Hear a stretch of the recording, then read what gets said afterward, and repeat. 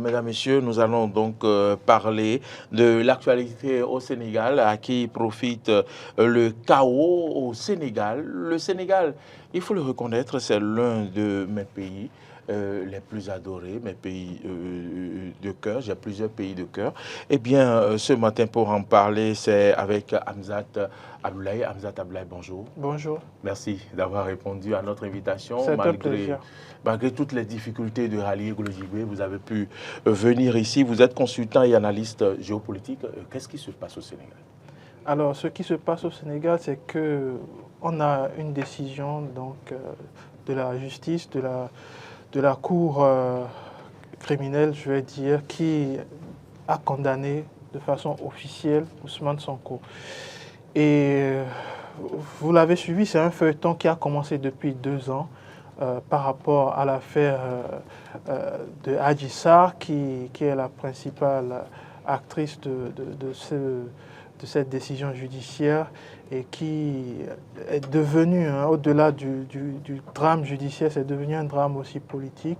Ousmane Sonko, j'ai écouté mes prédécesseurs tout à l'heure, c'est quand même la figure de l'opposition, c'est la figure du peuple aussi. Et je pense qu'au crépuscule des élections au Sénégal qui s'annoncent en février 2024, eh bien, ça tombe très mal pour lui parce que si cette décision est maintenue, si cette condamnation est maintenue, eh bien, il pourrait ne pas participer aux prochaines élections. Encore faut-il rappeler qu'il a été condamné dans une autre affaire face à un ministre de Macky Sall. Il a été condamné à 6 mois de prison avec sursis. Donc ces 2 peines conjuguées, cumulées, peuvent l'empêcher d'aller aux élections. La question est de savoir maintenant quelles sont les conséquences que cela aura sur la vie politique, la vie sociale du Sénégal. Moi, je pense, premièrement, ça aura un effet dévastateur. Dévastateur dans la mesure où la cohésion politique et sociale du Sénégal sera ébranlée. On l'a déjà vécu à travers plusieurs manifestations, plusieurs déstabilisations de la cohésion sociale. Eh bien, si ça se maintient, eh bien, Macky Sall aura face à lui une voix qu'il aura difficilement du mal à contenir, la voix du peuple. La voix du peuple aujourd'hui va pour Ousmane Sonko, et si cette dynamique est maintenue, si cette instrumentalisation de la justice, parce que ça s'est avéré que cette justice est instrumentalisée, Aminata, l'ancienne première ministre de Macky Sall, a eu à le dire sur les ondes de vos confrères, la justice sénégalaise est manipulée. Elle, en tant qu'ancienne première ministre, en tant qu'ancienne garde des Sceaux, a confirmé qu'elle a été manipulée sur plusieurs dossiers judiciaires. Donc, je crois que le Sénégal est sous le feu des projecteurs et Macky Sall aura vraiment du mal à s'en sortir. Il y a par hasard le dialogue national qu'il a initié, qui se déroule en ce moment. C'était une coïncidence liée au calendrier qu'il a initié. Le dialogue national a été initié il y a quelques jours, le 30. Un dialogue auquel les vrais acteurs ne participent pas. C'est un dialogue de sourds en réalité. C'est un dialogue de sourds dans la mesure où Macky Sall a initié des invitations. Il a tendu la main aux opposants, mais vous savez très bien, on ne peut pas tendre la main à des personnes quand vous leur avez tout le temps essayé de leur couper le bras. Ce n'est pas possible. Essayez de tendre la main à un manchot à qui vous avez coupé le bras. Vous allez voir, soit vous allez être face à une gifle, soit vous allez être face à un simple refus. Et aujourd'hui, je crois que la véritable opposition, la véritable classe politique, et quand je dis classe politique, je généralise. C'est-à-dire, il ne s'agit plus d'une opposition ou d'une mouvance. Non, aujourd'hui, c'est toute la classe politique qui s'insurge contre un 3e mandat. Parce que c'est ça ce qui se cache derrière le voile. Le véritable voile, c'est que derrière il refuse que ce n'est pas son 3e mandat, que c'est son 2e quinquennat. Oui, en effet, c'est son 2e quinquennat, puisque après Wade, il a fait le septennat d'abord, ensuite il a modifié la Constitution. Il a fait, comment vous appelez ça, un référendum. Effectivement, et le référendum a conduit à ce qu'il y ait une réduction du mandat présidentiel, ce qui est à son actif, bien sûr. Mais en se basant sur, sur les tests constitutionnels qu'il y a eu par exemple en France. Mitterrand a fait 2 fois 7 ans. Ensuite, Chirac aussi, il a fait 1 fois 7 ans. Ensuite, il a fait 1 fois 5 ans. Mais ça ne lui a pas donné droit pour autant à un 3e mandat parce que, voilà, ayant fait un premier mandat de 5 ans, il a droit à un 2e mandat de 5 ans. Non, non, c'est pas comme ça se passe. Et je crois que la lecture de Macky Sall est une fausse lecture. Déjà, prendre tout le peuple sénégalais pour des, permettez-moi l'expression, pour des cons, c'est une grave erreur qui pourrait peut-être retomber sur lui, puisqu'il s'est mué en silence, puisqu'il n'a pas dit de façon explicite, non, je ne veux pas faire de 3e mandat, c'est une façon de faire penser que ça peut se faire. Exactement. Ça veut tout dire. Exactement, et je suis d'accord avec vous, mais c'est une grave erreur qu'il est en train de commettre. Connaissant la résilience des Sénégalais, vous l'avez vu sous Wade, ça c'est mal géré, et Macky Sall d'ailleurs, et c'est ce qui soulève aussi un peu, j'ai déjà suivi l'analyse de Roland tout à l'heure, c'est que les opposants, une fois parvenus au pouvoir, n'arrivent pas à créer la véritable alternance qu'on attend d'eux. Et ça crée un problème. Le pouvoir, ce n'est pas le pouvoir qui corrompt les dirigeants ou les gouvernants. Au contraire, c'est le système. Mais une fois au pouvoir, ces opposants ne trouvent pas l'alternative ou l'alternance qu'il faut pour changer les donnes. Et vous l'avez vu sous Macky Sall. Macky Sall a longtemps été opposant d'Abdoulaye Wade. Une fois au pouvoir, rien n'a changé. Alpha Condé aussi en Guinée, il a milité longtemps dans le rang de l'opposition. Une fois au pouvoir, il a voulu s'éterniser et ça se répète de façon continue. Donc, on a un problème d'institution en Afrique. Et c'est ça le véritable problème. On porte des hommes, mais on ne porte pas les institutions. Et à chaque fois, on est les principaux victimes en réalité. Aujourd'hui, il y a des incendies partout, aéroports, gares, on brûle tout sur le passage. Comment peut-on faire alors aujourd'hui pour sortir le pays de cette situation difficile? Alors, à ce stade, on parle d'insurrection. Mais personne ne sait quelle est la frontière entre l'insurrection et la révolte, ensuite la révolte et la révolution. Ça va très vite. Entre l'insurrection, la révolte et la révolution, si vous n'arrivez pas à contenir l'insurrection, vous pouvez très vite aller à la révolution. Et la révolution, ça balaye tout sur son passage. Est-ce qu'on va vers une révolution? Le temps nous le dira. Est-ce qu'on va vers un coup, je vais dire, institutionnel, que la population peut d'ailleurs initier? Un coup d'État, bon, je ne veux pas m'avancer sur le thème du coup d'État. À un moment donné, c'est peut-être la dernière solution pour la population. Effectivement. Malheureusement. Effectivement. Et vous allez voir que parfois, c'est les forces de l'ordre même qui participent à de telles actions parce qu'ils ont compris qu'en essayant de réprimer les manifestants, peut-être certains de leurs parents aussi en pâtissent. Et donc, par conséquent, il vaut mieux qu'à un moment donné, il faut libérer ensemble. Il faut se mettre du côté du peuple. Ça s'est vu en Égypte et au Soudan aussi. On a vu le peuple dans la rue longtemps.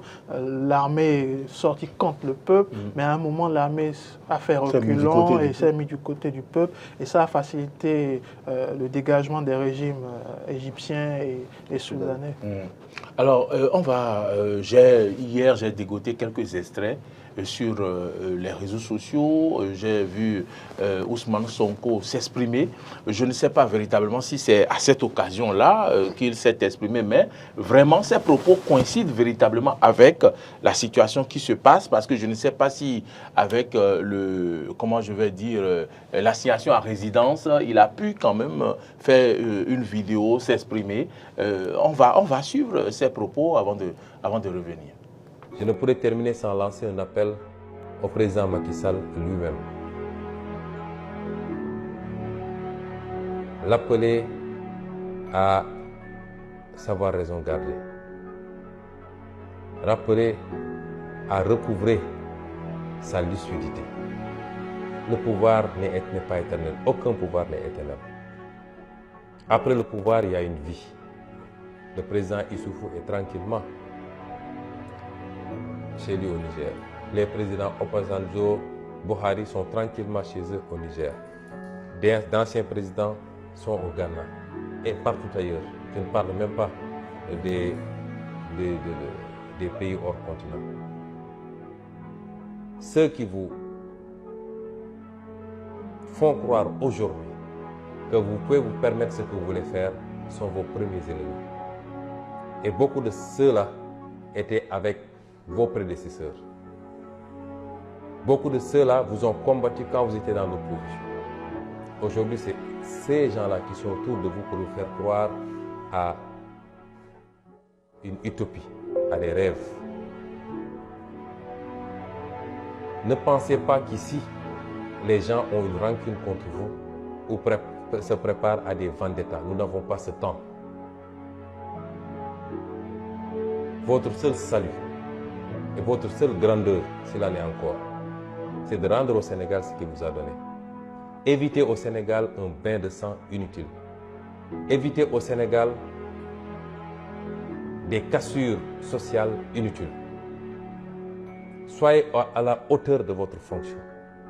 Sortez de la manière la plus apaisée pendant qu'il est encore temps. Si vous l'avez compris, ce sera ça votre salut et le salut de vos proches. Toute autre option est suicidaire pour vous. Vous avez l'illusion du pouvoir, mais vous ne savez pas ce que c'est le pouvoir.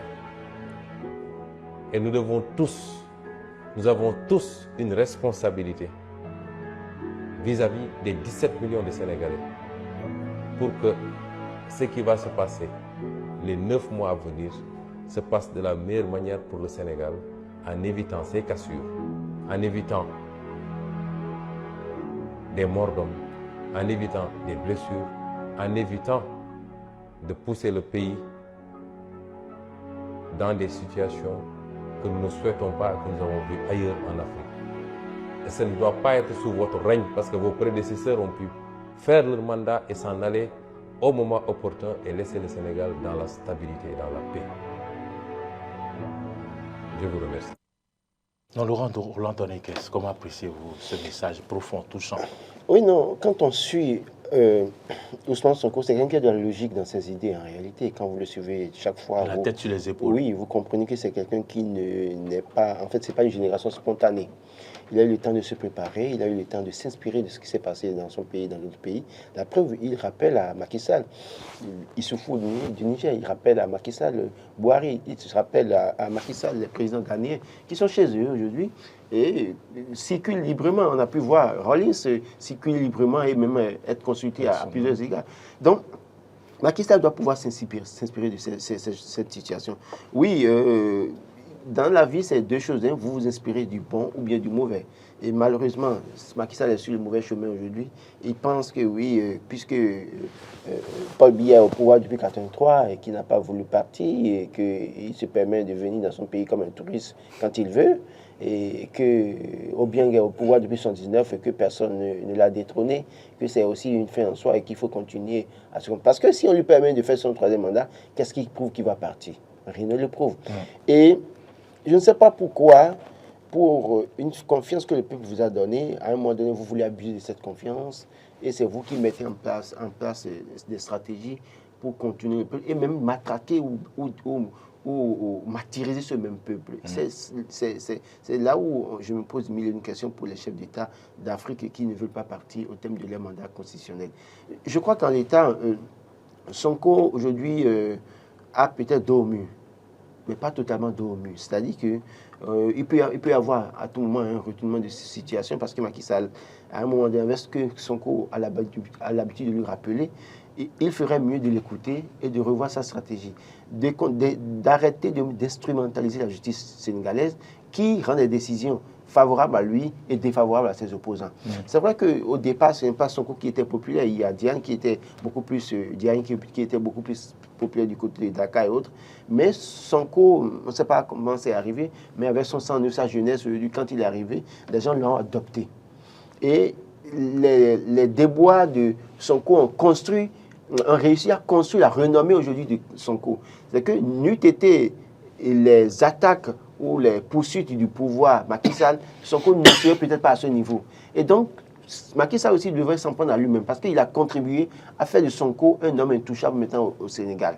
Et maintenant, est-ce que les peines seront, peut-être quand il y aura appel, est-ce que les décisions seront revues pour permettre à Sonko d'être candidat?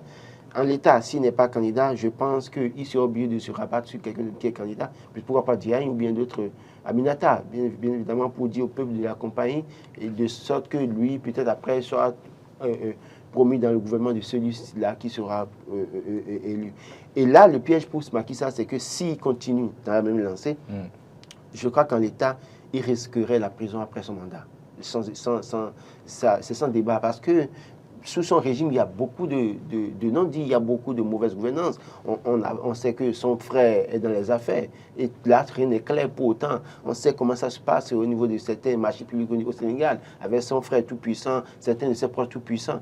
Donc, quand vous voulez avoir la paix après votre pouvoir, quand bien vous avez des dossiers, vous faites profil bas, vous composez même parfois avec l'ennemi et vous partez en paix. Mais à force de le faire tel qu'il le fait, les Sénégalais vont se réveiller en février 2024, ils iront voter massivement pour celui-là qui se fera office d'opposant à Macky Sall, ils se retrouveront en difficulté. Hamzat Fassassi et Abdoulaye, excusez-moi, vous êtes bien analyste géopolitique.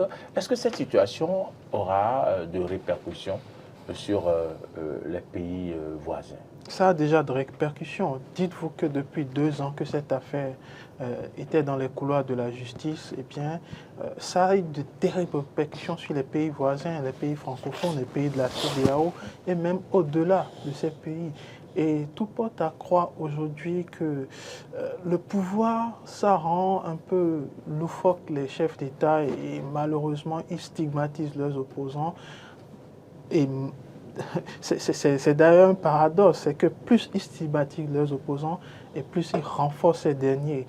Et derrière, vous avez des affrontements politiques qui parfois s'équivalent. Et malheureusement, on est arrivé à ce thème où ce n'est pas du tout le bon exemple. C'est-à-dire, vous avez le pouvoir, mais vous ostracisez à chaque fois vos opposants en les renforçant paradoxalement, et derrière, vous n'incarnez pas l'alternance, en réalité l'alternance politique, l'alternance démocratique. On ne fait que le dire depuis les années 60, ensuite les années 90, on pensait que l'Afrique était vraiment déjà dans l'antichambre de la démocratie, mais on n'y est pas du tout. Et l'exemple du Sénégal, qui est quand même un exemple typique de démocratie, d'alternance, est sali par cette affaire de Sonko et aussi par, je vais dire, cette instrumentalisation de la justice. On était censé dire que la justice a un pouvoir à part entière. Et c'est d'ailleurs le troisième pouvoir. Et c'est un pouvoir qui est censé être autonome. Mais ce n'est pas du tout le cas dans notre démocratie africaine.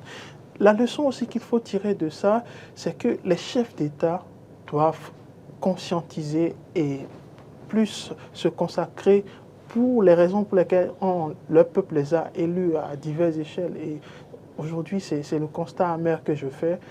On n'est pas sorti du drame, que ce soit au Bénin ou au Niger, même si aujourd'hui on évoque le Bénin ou le Niger comme étant des exemples. On n'est pas du tout sorti de l'auberge parce que justement, ce qui arrive au Sénégal peut arriver au Bénin ou au Niger. Pour revenir à l'affaire Sonko, et je finis là-dessus, c'est qu'on le condamne plus pour les poursuites dont il était question. On l'avait poursuivi pour viol et pour menace de mort. Mais on se rend compte que c'est le jour de la condamnation qui n'est finalement pas condamné pour le motif de viol ou de menace de mort, mais qu'il est condamné pour corruption de la jeunesse. Bon, c'est vrai que le code pénal sénégalais prévoit dans ses dispositions qu'on peut condamner quelqu'un pour corruption de la jeunesse. Mais est-ce que c'est le jour de la délibération qu'on reconsidère le jugement? Non, moi honnêtement, je me range du côté des avocats de Sonko qui estiment en réalité que c'est vraiment du théâtre, c'est une comédie politique et c'est une mise en scène. C'est une mise en scène judiciaire qui ne dit pas son nom. Et malheureusement, dans beaucoup de pays africains, c'est ce qu'on observe. Hein. Je crois que ça doit inspirer d'autres pays. Alors qu'on parle de séparation de pouvoir, quelle séparation? Au fond, séparation de pouvoir dont on parle aujourd'hui dans certains pays d'Afrique, est-ce qu'il y a véritablement séparation de pouvoir quand c'est le président de la République qui contribue à nommer les magistrats et quand le président de comment vous appelez, de la magistrature suprême. Donc, en l'état, pour moi, il n'y a pas séparation de pouvoir. J'irais même loin. Moi, je dirais qu'on a une séparation de pouvoir qui est cosmétique. Oui, cosmétique. En fait, c'est sur papier, on le dit. On le dit, mais au fond, on le dit pour montrer que nous sommes en démocratie, il y a séparation de pouvoir, mais au fond, en l'état, si c'est le juge là doit être nommé à tel poste et que ça doit être partie du gouvernement, de la volonté du gouvernement, en tout cas, du président qui fait partie des membres de la magistrature suprême et qui en est même le président, est-ce que ce juge est en mesure de s'opposer peut-être parfois à la volonté du chef? Et c'est ce qu'on observe malheureusement au Sénégal. Quand vous regardez un peu les audiences de Ousmane Sonko, vous vous rendez compte qu'en fait, il n'y a pas de débat, il n'y a rien à dire au fond. Mais on essaie de tourner, on trouve quelque chose, on doit lui trouver quelque chose parce qu'on est redevable envers quelqu'un et on doit pouvoir le faire. Et je crois que c'est ça le problème. Ne soyez pas surpris que les populations ne commencent pas à s'en prendre aux résistances des magistrats dans les prochains jours. Parce qu'ils se rendent compte qu'avec... On amène le monsieur au tribunal pour... Je ne pourrais terminer sans lancer un appel au président Macky Sall. Donc, je pense qu'il y a un problème à régler fondamentalement et les gens doivent faire suffisamment très attention dans nos pays d'Afrique. Et Macky Sall, Sonko lui a rappelé, il y a une vie après le pouvoir. Il y a une vie après le pouvoir. Il ne sert à rien de s'éterniser. Et je le dis encore, la CEDEAO reste muette sur cette situation. L'UEMOA reste muette sur cette situation. L'Union africaine reste muette sur cette situation. C'est le jour où vous allez entendre que les militaires ont fait un coup d'État, comme au Burkina Faso, comme au Mali, que vous allez voir la CEDEAO et l'Union africaine prendre la parole pour dire il désavoue la junte militaire et qu'il faut revenir à l'ordre institutionnel, il faut revenir à l'aide constitutionnelle. Voilà, les discours sur les discours. Regardez ce qui se passe. Voilà, regardez le bus derrière qu'ils veulent brûler. C'est une image forte. Hein, oui. Je pense que c'est l'université Cheikh Anta Diop. C'est l'université Cheikh Anta Diop que je connais. Je connais très bien. Vous connaissez, vous avez... Oui, et malheureusement, c'est dramatique. Regardez l'immeuble là qui est en feu. Ils ont brûlé Macky Sall, ce n'est pas des choses à encourager. Mais c'est parce parce que l'insurrection n'est pas encouragée. N'a pas encouragé, mais parce qu'une personne n'a pas voulu respecter ce qu'il doit respecter, ce qu'elle doit respecter. Voilà les conséquences. Et j'estime que aujourd'hui, l'Union africaine, la CEDEAO doit pouvoir parler, plutôt que de rester là à se soutenir parfois dans le faux. Il doit pouvoir parfois avoir le courage. Autrement, si les autres chefs d'État ne parlent pas, on doit avoir des chefs d'État qui, ouvertement, prennent la parole et qui disent clairement qu'ils montrent leur position clairement, qu'ils condamnent. Quand ils se sont rencontrés en tant que chef d'État de la CEDEAO, on a demandé de signer cette charte-là pour refus de troisième mandat. Macky Sall a refusé de signer. Ça montre clairement que le monsieur n'était pas en mesure de quitter le pouvoir. Et en dehors de lui, il y a d'autres qui ont refusé de signer. Ils ont refusé de signer tout simplement parce qu'ils savent qu'ils vont quelque part. Fort heureusement, le nôtre ici, lui, il a reconnu devant la jeunesse en prenant, comment vous appelez ce bâton-là, symbolique et qui montre 2 mandats, qui partira. Oui. Mais malheureusement, moi j'attends 2026 pour le célébrer, comme je l'ai dit.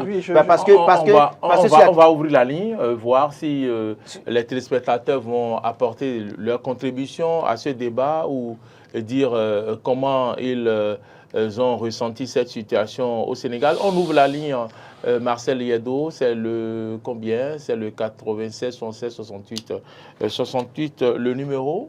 Ma dernière question, c'est: est-ce qu'on pourra sortir de cette situation? Est-ce qu'on peut espérer retourner à la case départ pour que Sonko participe aux élections, à l'élection présidentielle de 2024? Il y a plusieurs cas de figure. Quelqu'un est déjà en ligne.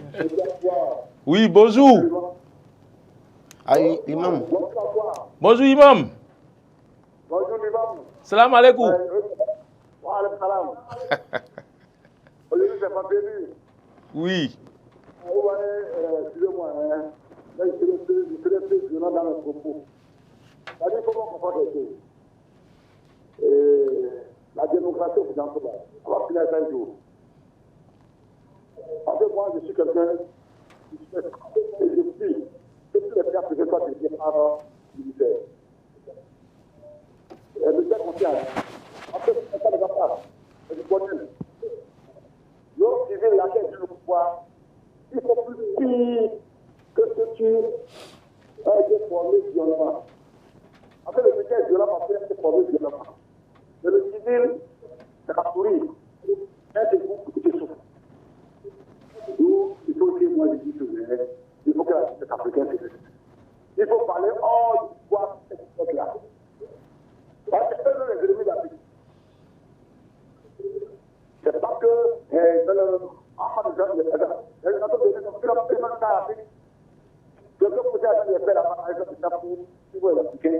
et on se tue entre nous des félicités. Mais pourquoi l'État le fait alors? On dit non. Il y a le système pareil.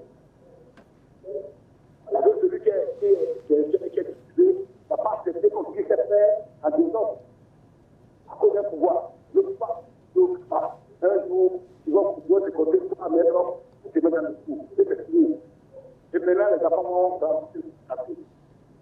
Macky Sall, lui, le plus, il a fait avoir ici. Il a fait avoir. War aussi, c'est pour qu'elle était payée, et que le président est payé, et les autres viennent de nous dans la Libye. Ah, mais c'est ça, il suffit que la monnaie, le Dieu de Fantan, il n'y a pas de paradis, c'est ici, mais il y a paradis, c'est ici en fait. Avec qui, depuis les gens qui ont passé par là, c'est pas que l'air de sort. Alors, ici, c'est la brise, c'est comment elle a fini. C'est l'après, oui. Il faut que les Africains enlèvent de nous avons du mandat. Même dans le pays qui est c'est le premier avant de nous.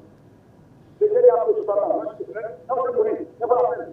Je suis j'ai jamais à mourir. Donc, je fais absolument ce qu'il fait. Il faut que le président prenne le défi dans ce pays.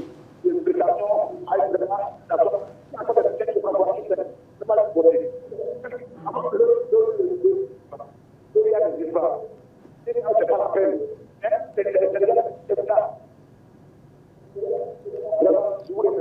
Merci, Imam, depuis Savet. Il nous appelle depuis Savet. On l'aura compris, mais je n'ai pas entendu tout ce qu'il disait. Mais, oui, ces propos en réalité traduisent l'amertume des peuples africains face à leurs gouvernants qui, une fois installés, refusent de partir, qui refusent l'altérité, qui refusent le changement à la tête du pouvoir. Et c'est dramatique.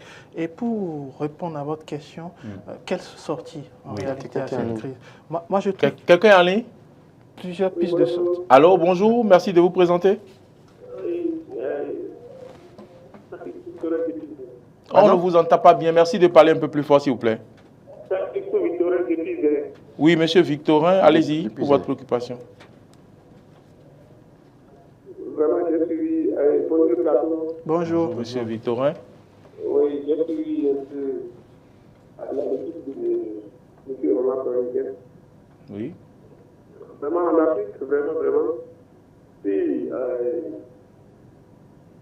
la CEDEAO peut intervenir dans la situation de Sénégal, là, on peut éviter les dégâts, la paix, en vie humaine, tout ça.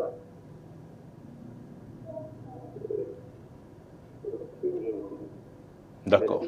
Merci beaucoup, bonne journée à vous. Merci pour l'attention et merci de nous avoir appelés. Oui, on parlait de la sortie. Oui, en parlant de l'intervention, oui, la CEDEAO aussi, mais on parle de la souveraineté aussi, la question de la souveraineté. La CEDEAO ne pourra pas intervenir, mais la CEDEAO pourrait quand même faire une déclaration forte, très forte pour recadrer le Quand président. il s'agit de faire mal, on pense qu'on est souverain. Exactement. Et quand les autres viennent faire mal, on pense que la CEDEAO doit réagir. Je suis d'accord avec vous. Bonjour. Je suis d'accord avec vous. Oui, bonjour le plateau. Bonjour. Michel Adeoulou depuis Porto-Novo. Je le savais. Bonjour, monsieur Adeoulou. Oui, ok. Oui, vraiment, je salue le plateau une fois encore. Nous vous saluons aussi. Par rapport au thème de ce matin, je crois qu'on doit s'inspirer, sinon le pays doit s'inspirer du cas du Sénégal pour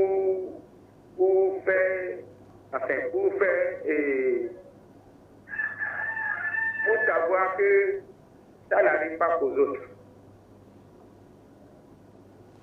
il n'est pas facile d'élever un enfant du bas âge jusqu'à son adolescence et que pour rien au monde, qu'il prenne des balles perdues ou bien qu'on le fasse face à des insurrections. Vous voyez. Maintenant, le cas de Jacques Mégan, on n'était pas là où ça a abouti, puisque les opposants en Afrique, ils ne viennent pas au pouvoir pour s'éterniser au pouvoir. C'est leurs proches, c'est des gens qui tirent profit de leur gouvernance, du moment où ils sont au pouvoir, qui les incitent à continuer, s'ils sont des eux, qui les incitent, des gens comme Jacques Mégan. Donc, il faut finir avec ceux-là. Il faut donner exemple. Vous dites maintenant que le Bénin et le Niger sont exemple de démocratie en Afrique. Il faut mettre Jacques Mégan là en prison pour donner exemple aux pays africains. Pour que de pareilles personnes ne supputent les chefs d'État africains. Vous voyez aussi, c'est les colonies françaises qui continuent dans ces genres de gouvernance en Afrique aujourd'hui. Le cas du Ghana, le cas du Nigeria, c'est-à-dire les pays anglophones. On n'a jamais vu ces insurrections. Vous voyez, s'il faut aller dans d'autres écoles en Afrique francophone pour que nos vaillants enfants ne soient plus livrés à des bandites comment l'appeler? Populaire. Le cas de la dame de Kadiamoula qui avait pris une balle perdue. Dame Donc, de ces cas-là, il faut éviter en Afrique. Vraiment, j'en aurais fini. Et pour saluer votre invité, Hamzat Abdoulaye. Et mon cher pasteur Tony Iken. Bonne journée à vous et bon week-end. Merci, monsieur Michel Adéodou. Bon week-end à vous. Voilà. En parlant de sortie de cette crise, je salue d'ailleurs l'intervenant qui a été très ponctuel par rapport à cette situation. En réalité, on a 3 pistes de sortie. La piste judiciaire. Oui. Bon, vous avez parlé tout à l'heure de l'appel. Mais Ousmane Sonko, il faut rappeler, il a été condamné par contumace. C'est-à-dire qu'il n'était pas présent. Donc, il n'aura pas droit à un appel. Et ça, c'est un véritable problème. Est-ce que les juges, les magistrats vont pouvoir ouvrir le champ pour qu'il y ait une exception à la règle? Les avocats qui peuvent se lancer sur la piste. Exactement. On saura dans les jours qui suivront ce qui va se passer.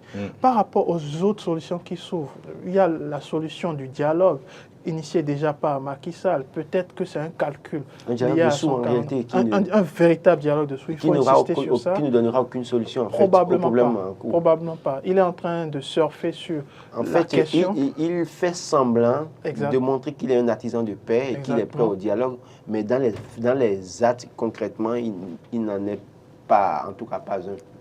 Donc la solution peut venir de lui s'il prend une véritable décision. Et enfin, l'Assemblée aussi. Parce que vous savez, l'Assemblée aujourd'hui... Avant de parler de l'Assemblée, on va recevoir... Allô? Oui, allô? Bonjour. Oui, je passe par ici pour saluer tout le plateau, pour tout ce qu'on fait pour la jeunesse africaine. Merci de vous présenter. Je m'appelle Koumayon Lamidi depuis Lokota. Ah, Koumayon Lamidi, comment allez-vous? Ça va très bien. Et moi, ce que je pense... Parce que la question, c'est à qui profite le chaos. Oui. Le chaos ne profite qu'à Macky Sall et ses clics. Parce qu'un président élu, normalement, ne peut pas laisser son peuple dans le sang comme ça. Tout le Sénégal sait comment il est arrivé d'abord au pouvoir. Mais s'il se permet de faire ça, il y a la main visible qui le pousse. Mais c'est pitoyable pour l'Afrique. Moi, j'ai toujours peur pour mon Bénin. Parce que quand M. Tony Kaye me dit, Chavois dit, mais moi j'attends 2028. C'est important. Et c'est à ça que tous les Béninois doivent commencer par réfléchir. Et prier pour ça, pour que ces mains visibles qui assistent le feu Sénégal ne nous amènent pas les mêmes choses au Bénin. Nous allons toujours mettre en prière chaque fois que nous allons à l'église, à la mosquée, parce que c'est facile. C'est facile quand les gens sont au pouvoir, ils ne comprennent pas. ils ne comprennent pas. Donc, moi, je prie pour les Béninois de mettre ça en prière pour que, quand son temps, celui qui est là, l'accepte facilement, il laisse le pays en paix tel qu'il a retrouvé. Merci. Merci infiniment, M. Koumayon, la midi. Laurent Roland attend 2026. Il est 9h26. Vous attendez 2026, vous célébrez parti salon, il est 9h26. Hamzat, Assemblée nationale. Oui, l'Assemblée nationale. Oui, l'Assemblée nationale aussi comme beaucoup pour sortir de cette crise. L'Assemblée nationale, Macky Sall a perdu la majorité relative qu'il avait acquise lors de la dernière élection législative. Donc, cette Assemblée peut saisir, je vais dire, le sujet à bras-ballants et pour décider de l'avenir d'Ousmane Sonko, parce qu'il ne s'agit plus d'Ousmane Sonko, il s'agit de l'avenir du Sénégal. Mais malheureusement, l'Assemblée peut prendre une initiative, mais il va falloir aussi attendre la promulgation par le chef de l'État. Il va falloir attendre que la Cour constitutionnelle du Sénégal entérine. Donc, c'est l'un dans l'autre, tout dépend de Macky Sall. Tout dépend de Macky Sall. Ce que j'ai oublié de vous dire est que, d'après mes échanges hier avec mon correspondant sénégalais, il me disait qu'à l'ouverture du dialogue, que Macky Sall disait que pourquoi on veut le forcer à ne pas faire un troisième mandat, qu'il faut le supplier. Si on ne veut pas qu'il fasse le mandat en 2024, qu'il faut le supplier. Pourquoi on veut le forcer à ne pas faire ce mandat? C'est un peu ça la question. C'est que les démocraties africaines, et particulièrement cette, je vais dire, gouvernance de Macky Sall, c'est un peu comme un serpent qui se mord la queue. C'est-à-dire, il attend à chaque fois qu'on puisse lui dire de façon explicite, non, vous ne devez pas rester au pouvoir, alors que c'est assez clair. Est-ce qu'on a besoin de lui faire la leçon par rapport à un troisième mandat? Non, il n'y a pas de troisième mandat et ça doit être dans tous les esprits. Par rapport au Bénin, aux autres démocraties en Afrique qui essaient quand même de faire un effort, c'est que le danger en réalité est dans les institutions. On n'a pas suffisamment renforcé nos institutions. Nos institutions ne sont pas complètement indépendantes. On parle des différents pouvoirs exécutifs, judiciaires et législatifs, ils ne sont pas autonomes. Tous dépendent d'un seul individu, d'un seul chef d'État. Et ce chef d'État a la possibilité de mettre une mainmise sur ces institutions et de se garantir à l'infini le pouvoir. Vous l'avez vu, vous avez cité Paul Biya, il y a le président du Congo, Brazzaville, qui est aussi encore là, il y a le président Obiang aussi. Et c'est ça le drame de l'Afrique. Vous avez des chefs d'État qui ne renforcent pas les institutions, qui préfèrent renforcer leur clan personnel, qui préfèrent renforcer leur fortune personnelle au détriment du peuple qui végète dans la pauvreté. Aussi. Il y a Kagame. C'est vrai, Kagame a un bilan plus ou moins élogieux, mais la réalité Le bilan ne fait pas l'affaire parce qu'ils ne sont pas les plus intelligents. Je suis là-dessus. Aucun chef d'État en Afrique n'est plus intelligent que ses compatriotes. Il y a des gens qui sont intelligents qui pourraient faire mieux que lui. Et Kagame, dans son pays, il y a certainement un Rwandais qui est plus intelligent que lui, qui pourrait même faire mieux que lui. Je pense que les Congolais seront d'accord. Et à qui profite le chaos au Sénégal? Alors, à qui profite le chaos? C'est une question qui ne pourra pas avoir de réponse en 2 secondes, mais je vais essayer. C'est que le chaos aujourd'hui profite au système mis en place par Macky Sall.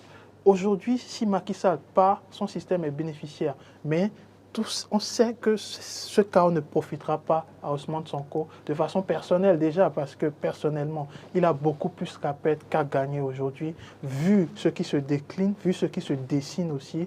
Ousmane Sonko perd tout dans cette bataille, contrairement au système de Macky Sall qui pourrait se perpétuer. Et on ne l'a pas suffisamment dit. L'influence étrangère dans ces crises est très importante. Je ne vais pas citer le nom, on revient là-dessus. On peut déjà se comprendre. L'influence de l'Hexagone.